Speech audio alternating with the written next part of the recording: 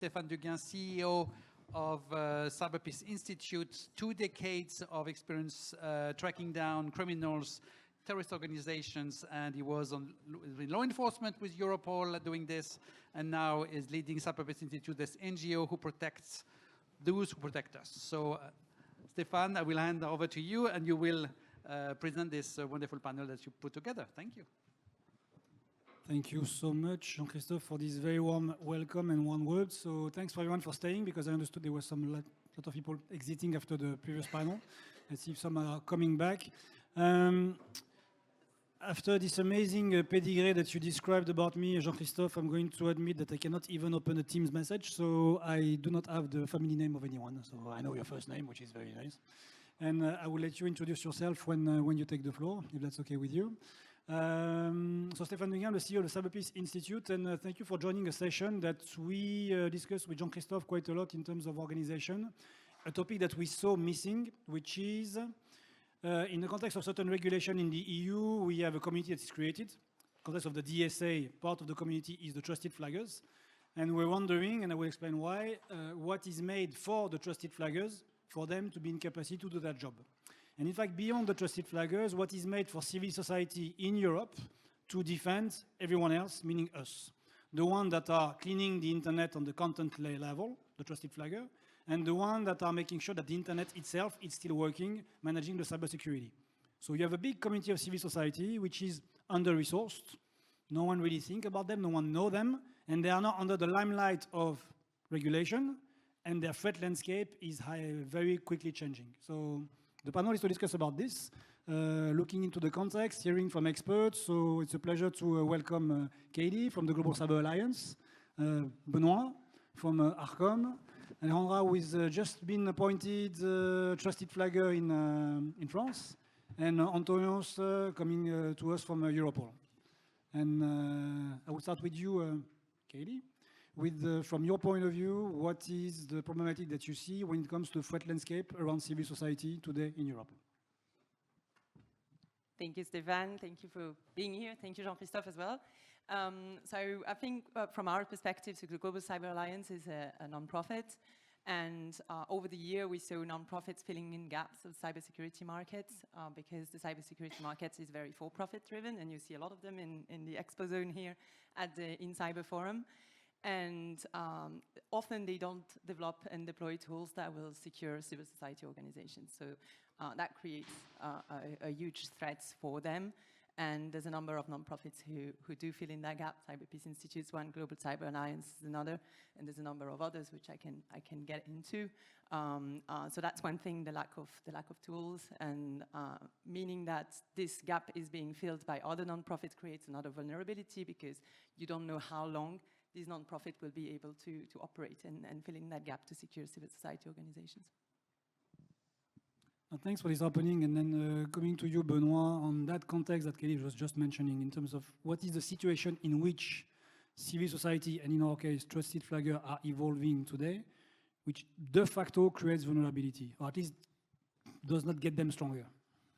Well, I guess, like everybody, we have seen weak signals that the risk is real. When we have published our call for application to be a trusted flaggers, we've seen some people reacting. Sorry, Benoit, I cut you for a second because I could not introduce you because of my amazing mastering of technology. So and then I forgot that you gave me the instruction to introduce myself. Let me backtrack. Hello, everybody. Benoit Loutrel. I'm a board member of ARCOM. ARCOM is a French digital service coordinator. We are part of this incredible team of EU regulators with my Irish colleague who is just in front of me. And we are the one in France tasked with a mission to recognize trusted flaggers and to award the status. And in fact, last week, we made a major step forward, recognizing 4 new trusted flaggers, one of them being on my left. And on that basis, I'll try to address your question. And as I was saying, that when we have opened our process for people to apply to be trusted flagger, we have seen a weak signal that there was a risk. Some people reacting on social networks aggressively, saying this is how they are going to reduce the freedom of speech.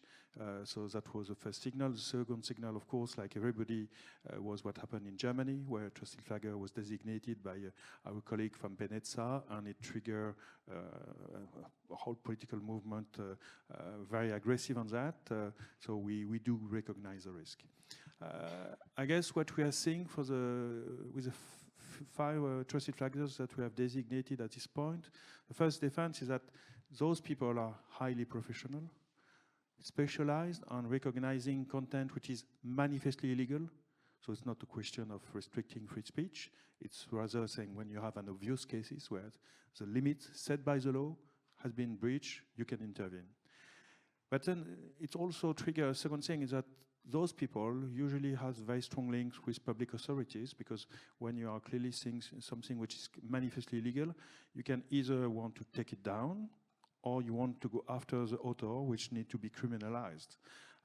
And trusted flaggers have strong link with public authorities, which are also a way of protecting themselves if need be. But this being said, we are also being very cautious in working with trusted flaggers to get them to really identify on what basis should they intervene, very clarify what is the limits of the law on which they will be acting, where the content which pass this test of manifestly illegal, to be sure that they will be recognized as contributing to protect our freedom of speech, because the limit of freedom of speech can only be maintained to the extent you respect also the limits set by the law, because at some point, if you cannot express yourself, of course, because you are being attacked, because you are, the speech which is toward you is aggressive, the freedom of speech is disappearing. So clearly, trusted flaggers are part of the solution from our point of view. Thank you so much for this, and I have some follow-up question on this one, but also I guess points that the other panelists can touch upon, because what you mentioned here is a community in the building. So it's very recent that some are appointed. So Alejandro has just been appointed, when was it, like some days ago? You come last week. It's an EU community, and they are entrusted with a very high burden of responsibility. This is part of implementing of a regulation. And what you mentioned here is about the professionalism, meaning the shared resources, shared knowledge, capacity, baseline of standards, in a way. So we'd like to come to that later. How are we going to implement that across the board so that this community can not only be effective, but be empowered with all the resources that it needs to have to be effective, among which, that's the discussion of the day, cybersecurity and defense. On this one, Alejandra, please, more word on the point of contact. Sure. Hi, everyone, and thank you very much for inviting me to speak on this topic. So a growing concern today is the way in which some actors, and in particular those engaged in disinformation, deliberately distort the image and the role of trusted flaggers. So all their rhetoric is that regulation and content moderation are framed as direct threats against or targeting freedom of speech. And well, organizations like ours are falsely portrayed as censors, and this is not only incorrect, but is the complete opposite of what we stand for. Our role as trusted flaggers is to bridge the gap between citizens and the platforms. So we can't, for example, remove the content ourselves. We just notify the content to the platforms, and they take the last decision regarding the removal of the content. So our added value is that we contribute to making content moderation more transparent, so we can assess how platforms handle reports and provide valuable insights in the reporting processes. So this narrative that equates how to say it, censorship and regulation is completely negative for us, and even it can conduct to violence against us, to cyber attacks. So if people believe that we are enemies of freedom of speech, necessarily they can may seek to target us by attacking or, I don't know, taking down our reporting tools or disrupting our services. So for us, it is, I mean, we see the big problem and the big concern. We think that at, I don't know, as Benoit said, in some countries we can see, we can observe that coordinated attacks have targeted other colleagues. For example, respect the German organization. In France, it's not still the case, but we have observed some media or political actors yes, trying to target trusted flaggers, censors. No, thank you for this. And apologies to everyone because I'm trying to save time because we started late. I cut some corner in the intro. This conversation is on the Chatham House rules, so please feel free to take notes. Feel free to talk about it. Just do not attribute any statement to anyone unless one of you specifically wants to be attributed to something that you said. It's also very possible. And something that you mentioned interestingly, Leandra, is who is targeting with what this community. You mentioned narrative, disinformation to undermine the credibility of trusted flaggers. It will be interesting afterwards that we talk about which kind of actors are doing that, being like in the public or the private sphere, more criminals, more state actors. That could be also interesting to see where the threat is coming from in order to best organize some countermeasures. But I will say maybe kind of networks. For example, in Germany, it was more like the far-right networks that target our colleagues in Germany. But as I said before, in France, we only see some actors, like political actors, that can start talking about this kind of topics. But we haven't seen any kind of attacks directly to our organization, for example. It's interesting that you voiced this because we, so Cyberpeace Institute, we track and trace cyber attacks and disinformation against civil society. And in this context, we saw specific targeted cyber attacks against trusted flaggers. And different forms of cyber attacks could be phishing, it could be denial of services just to take down their system. So interesting to see that this is part of a multi-layered and faceted threat against that community. But when we think about this, we think about how can we build capacity and what can we learn from what is done at best with other communities. And Antonis, thank you for joining us. Sorry that it was last minute, but thank you, it was last minute. So you're not on the nice slide, but you're with us. So that's a good trade-off. And we'd like to hear from you, from the law enforcement, what you think is working in the law enforcement field, potentially also with the private sector, that maybe civil society can learn from, best practices that maybe are just out there. Thanks, Stefan. Thanks, everyone. It's very nice to be here.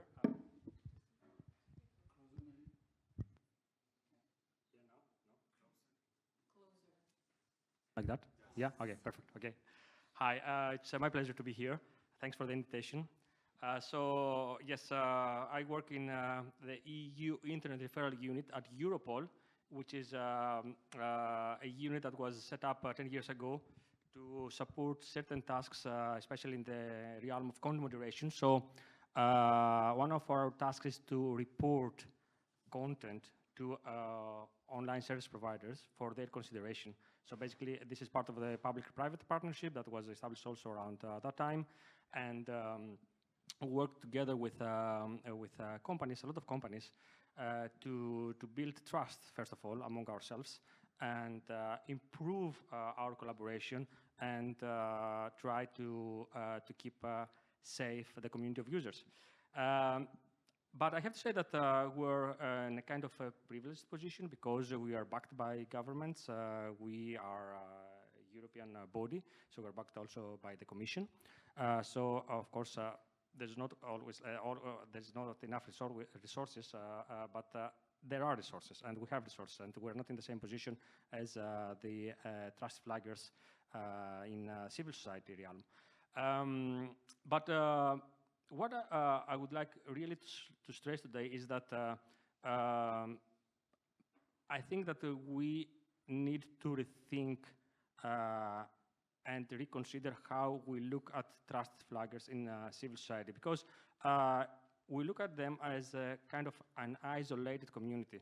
So you have like a community of trust flaggers that they're trying to do their job, like with available resources, and you have a community of governmental organizations that do or perform similar tasks. You have the online service providers who have their own content moderation teams, and they do content moderation. But in reality, all these communities are connected, and they form they're part of the bigger community. And in order for each and every part of this community to be safe, we have to work together. So if we make the whole community in content moderation safer, then everyone can feel safer. And what do I mean by that?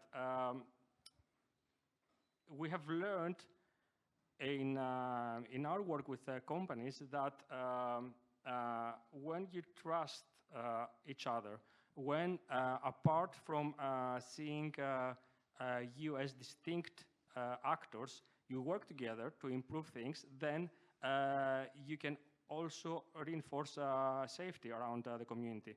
So for instance, in parallel to our reporting activity, we invest a lot in reaching out to the companies, in offering them services, in offering them tools to work with them, to do their own part in content moderation. We discuss a lot of cases, edge cases, so to help them improve their detection mechanisms, their content moderation mechanism, and this pays back. I can give you some examples. There are many companies that we have been working with, but an example is Telegram. And when we started working in this field back in 2015, we targeted terrorist content online, and it was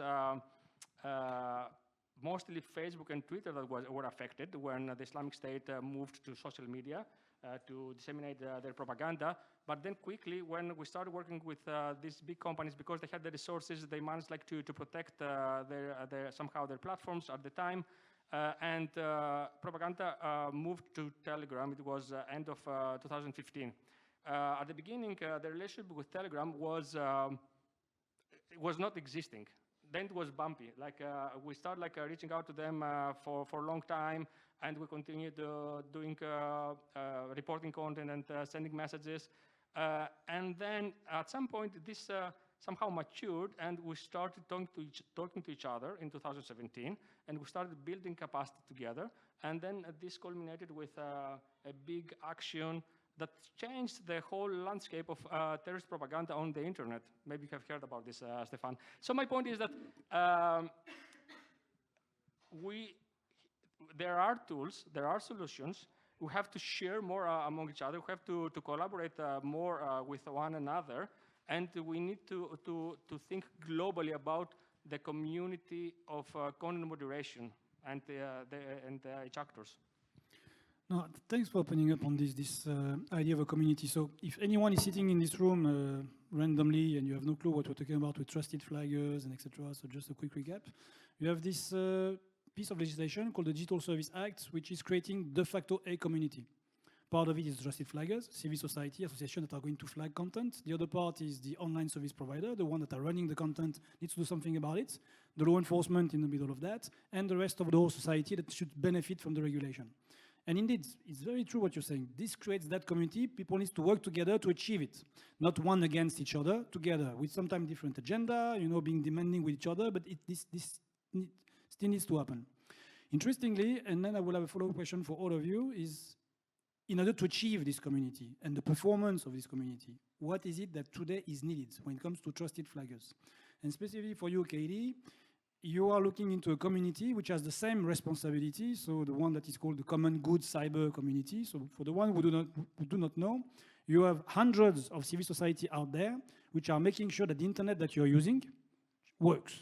This is not private sector company, this is not the public, this is not government, this is just purely civil society. And they work the nuts and bolts of the internet to make sure that things are, stand the way we like them to stand. And they don't have a DSA. They're just doing it. So it's even worse in terms of standing point for the vulnerability. So it's interesting to see how from this diverse community that at the end secure the internet, you think, what is it that we miss, that we need in order to make this community and to keep them performant? Kelly. Short. Thank you. This was already a challenge you made it with. No, but I want to react first on what was said before. In particular, trusted flaggers being targeted because of what they do in the mission. It's true, and there's actually, and every year Microsoft published that report on the threat landscape, and the NGO, think tanks, and civil society community is the second most targeted by state-sponsored attacks in particular because of the mission that they do. So they not only face cybercrime, but they also face a lot of targeted attacks, which makes it a lot worse for them. And makes even more important the work of the non-profits that Stéphane was talking about, which are making sure that these civil society organizations access understanding of their threats, access understanding of tools available to them, and also access skills in terms of implementing those tools and respond to attacks. So those are all pieces that are also done by non-profits. And we've spent now 3 years building a community among ourselves, those cybersecurity non-profits. We have a community called Nonprofit Cyber. It's 49 now, cybersecurity non-profits, whose mission is really to deploy cybersecurity equitably, in particular to civil society organizations. And we learned that we all struggle to find resources, and it's much better collaborating together and getting better at not, trying not to duplicate efforts, but really share best practices and work together. And in terms of resources, now we learned that we need to do better at finding funding, because a lot of us were relying on short-term funding, restricted funding, so project-based funding as well, or on one donor. Unfortunately, what has happened in the US in the past couple of months shows that this is not reliable for civil society organizations, and it trickles down. It has a trickles-down effect, a lot of consequences on a lot of things when these civil organizations cannot function. So what the Common Good Cyber is trying to do is to coordinate the donors through a joint fund, and that fund will then be responsible for keeping those cybersecurity nonprofits' mission effective and scale them so that they can even better help secure the trusted flaggers going forward. Thank you so much. Interesting. So something very practical when it comes to pulling resources together in order to be better as a group than weak alone. Benoit, from your point of view, as now, there is the process to appoint the trusted flaggers, and I guess to equip them with knowledge, potentially tools, I don't know, maybe processes. What is done exactly to cater for all their needs as we speak? Sorry, what is it? What is made out there in order for them to get and to receive what they really need to start off well and to operate well as a community? Well, I guess the first thing we are doing is we are doing our own advocacy. We've been reminding everybody that the DSA is a piece of law, but it's not a budgetary law. So we are trying to do some advocacy, making sure that people recognize that, yes, we need trusted flaggers, but trusted flaggers are cost centers, so they need to be financed. And that's, we think, a key element, because we need to finance our operation, we need to finance the defense. If not, they will be exposed. But if you allow me, I'd like maybe to rephrase slightly the discussion, in the sense that your focus is on how do we protect trusted flaggers. You have a broader issue, is how do we protect NGO involvement in the implementation of the DSA.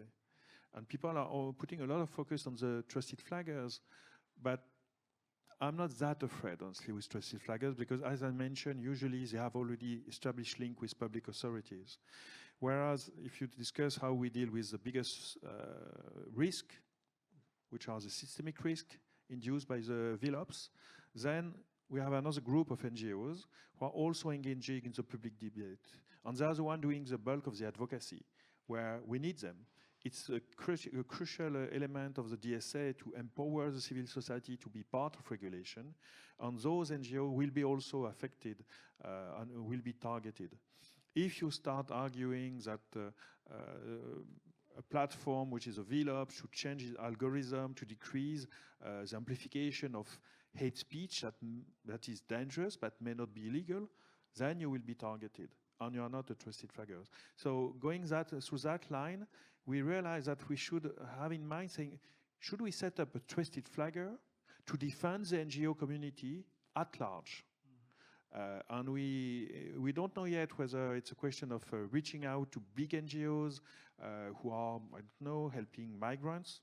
This is not really popular as we speak, and can be target, to convince them to make the investment to be a trusted flagger, or should we just create links with existing trusted flaggers, saying maybe you want to create links and not duplicate. And that's really something which is we have very high in mind.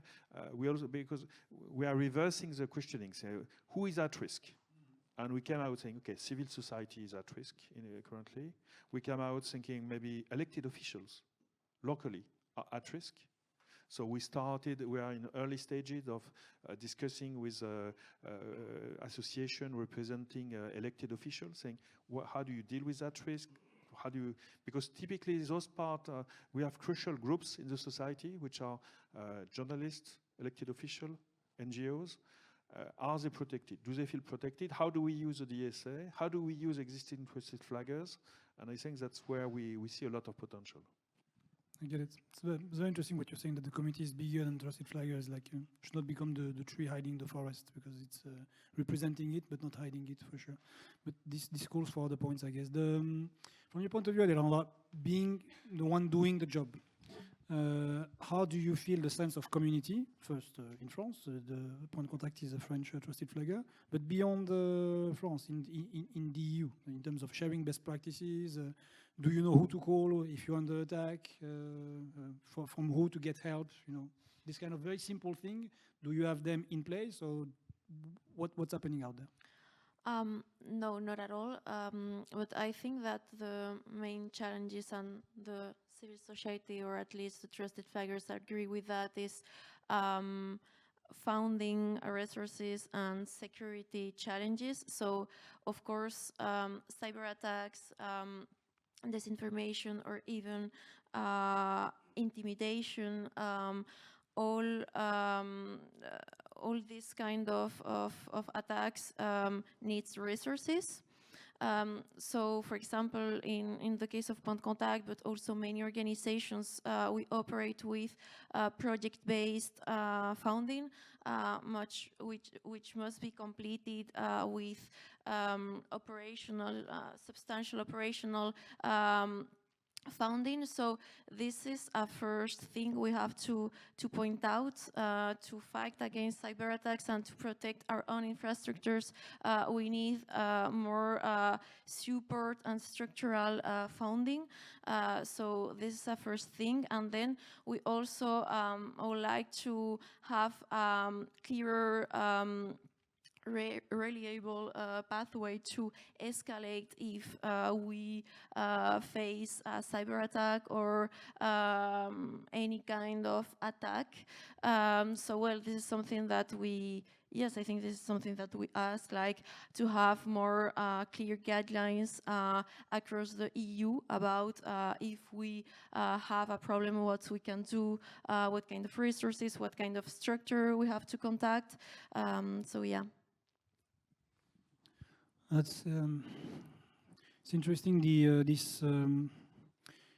I mean, beyond the trusted flagger community, what you just spelled out as the problematic and the stuff that you would absolutely need, we engage with the community of chief executive officer of big NGOs globally, the ones that are not in the trusted flagger field. So imagine the Doctors Without Borders, the Reporters Without Borders, and the like. close to 100 of them, and we asked, okay, what do you need now? What is it that you need not to be safe in cyberspace? And interestingly, they were saying, and I summarized, that we are providing essential services. We are underfunded. Our funds are being cut.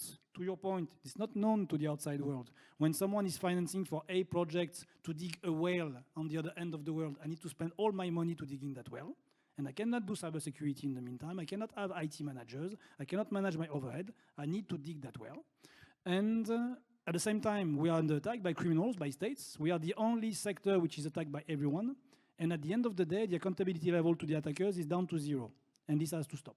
And we're talking about the CEO of the biggest NGOs on the planet. So imagine the reality for the trusted flagger community. But the difference here is that it's a community that exists because we have a legal framework.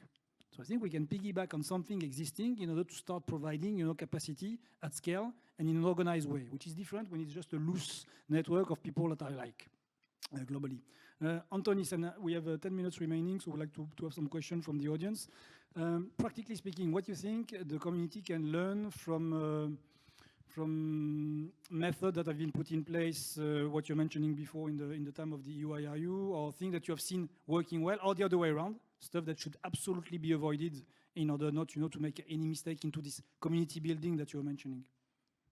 Yeah, something absolutely avoiding is like to report in gray areas. Like you need to be sure about what you're reporting, what you're flagging. So this is how you build trust with the sector, but also with the public and with everyone. It's not always easy because there are many gray areas, and of course, like you mean to do well, to do the right thing. But this is really critical because if you fall in this trap, then the things might go wrong, really wrong. From like best practices, what I would like to share is like the structured engagement, as I said, with the companies, but also like within the community of trust flaggers, for us, for government trust flaggers. So we have structured engagement, we have like forums to discuss our approach, to refine, to do baselines. So there's like somehow a harmonization about how we assess content and how we approach reporting this content to the companies. Then we have like forums in which we engage with the companies under the auspices of the commission. And we take the feedback, we integrate, and we build on that. So structural engagement, we have this like within the government sector is like every 6 months, and with companies is again like every 6 months. Oh no, it's every year.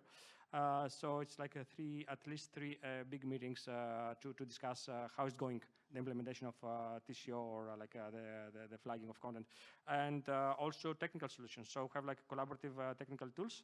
So everyone is connected there, and they can the trust flaggers they can collaborate in real time to see what the others are doing across Europe. So which content is uploaded, is being reviewed, how it's being reviewed.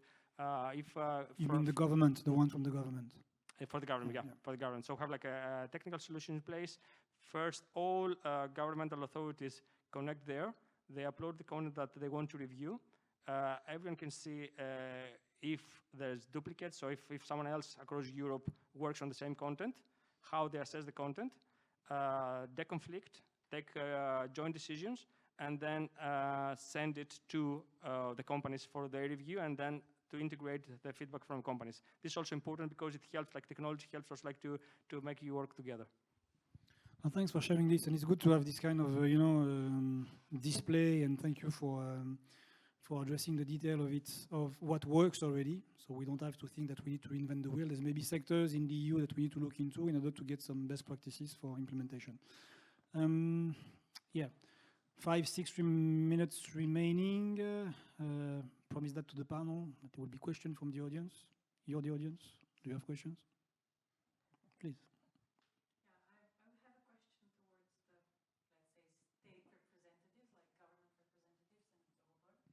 Can I ask you just quickly to introduce yourself? Oh, yeah, sure. Thank you so much. I work with some non-profits,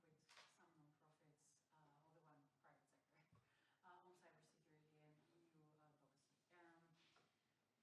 I've been working with communities of flaggers of content that are not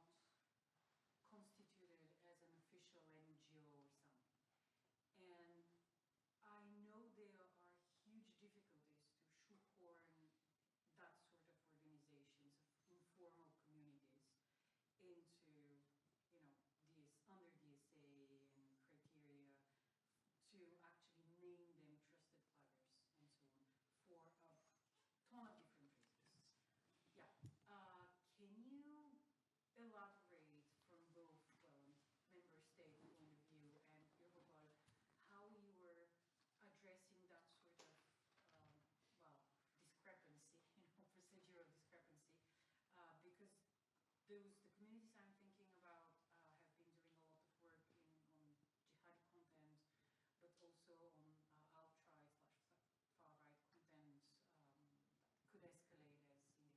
Thank you. Thank you. Anyone? I can start and I let my colleague from Europol continue. I guess in our case, we've seen a couple of instances where we had informal groups, non-structured groups doing real work. One of them, in fact, tried to create quickly an NGO, and we discussed with them. And we are realizing more and more that when we recognize trusted flaggers, there's the idea that also they have a capacity to leverage their designation. So we are creating links, introducing them maybe. I'm thinking of a group who was very active, of citizens trying to go after child pornography and child criminals. Clearly, well, we introduce them to the e-enfance in that case, say, well, maybe you want just to report to them, and they are officially a trusted flagger, or they could have done that, in fact, with point contact, but we are not designated yet point contact at that time.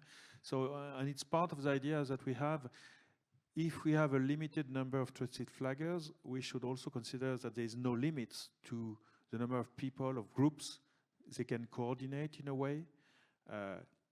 That's how we are trying to address it. It's imperfect, but recognizing unincorporated groups is tricky, as you said. Yeah, I don't have much to add. For Europol, because of the legal framework, it's not possible to work with the public or like civil society groups directly, and like in the sense of discussing content or processing content that they have identified and they would like to report to the companies.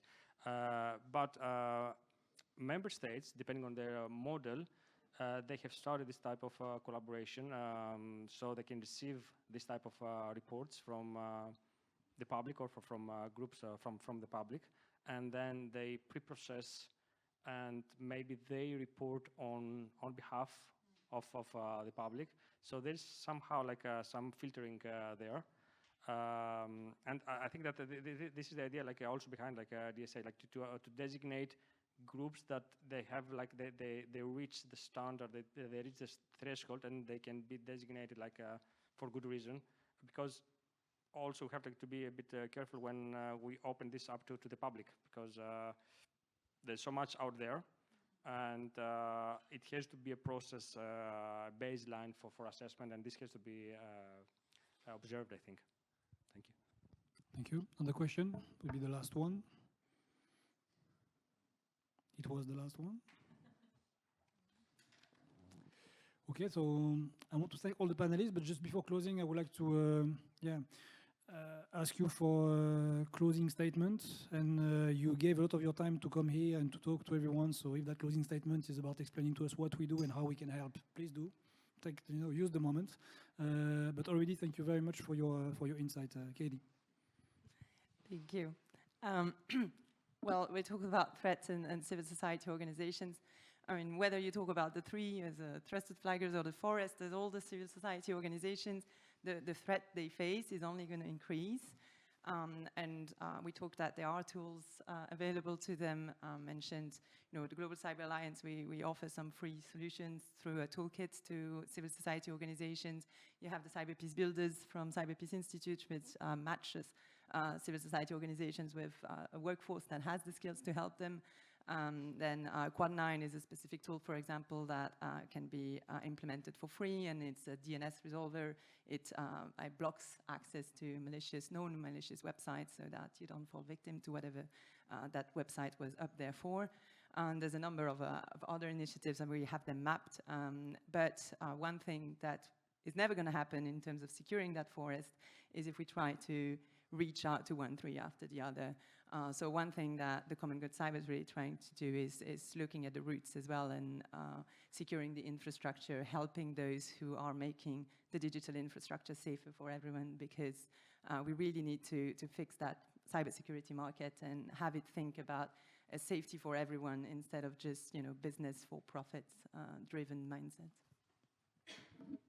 Thank you. Benoît? I guess I'll continue on my previous statement. Really, the more we are working on this implementation, the more we realize that we have to protect the civil society as a whole, that it's a key ingredient for the stability of democracies, and that it is being targeted as we speak. So that's why I was saying we are trying to reverse the questioning, saying should we have a trusted flagger dedicated to that mandate, protecting the civil society. And we realize in a way it's part of a broader issue. How do you make internet a safe place? We need everybody's energy, and that's why we have realized over the last 2 years that we have two words which are federating people. We need to build a digital citizenship. And building a digital citizenship means everything has to go digital. All the infrastructure, all the institution of a democracy, and the civil society is a huge institution of what makes a democracy. And we have to be active, and we welcome everybody in engagement, and we are trying to bring a small contribution in this overall objective. Thank you. Thank you very much. Alejandra? As a final word, I will say that this year we are conducting a project which consists in federating civil society at national level and international level to exchange best practices, but even to be together in terms of security. So this is something that we're trying to conduct right now. Our goal is to protect internet users in the digital space and protect freedom of speech. So we ask for support. Funding support, as I said before, structural support, security support, and for this, we need the support of all of the public, the institutions. We have a very good collaboration with the IRCOM, for example. So this is something that can help us to better understand the ecosystem. But I think that we need the implication of the whole ecosystem. Thank you so much. Antonius, last words? Alejandra, this was supposed to be my last statement, but you stole it. But yeah, actually, this is what I was going to say. You need to become more structural in our engagement to find the right channels and the right space to exchange best practices, because we've been working for so long there, and there's a lot of experience, a lot of things that have gone well, others that have gone wrong, and this is not being shared enough among the actors. So, for instance, what we're doing here today is for me it feels more of a one-off, and maybe next year we meet again and we discuss the same thing. So, how we progress? We have to find the right form and the right structure and the right channels to exchange this experience. So, yeah, I fully agree with everyone. Thank you. Thank you so much for your time, and thank you for everyone for your patience. Thank you.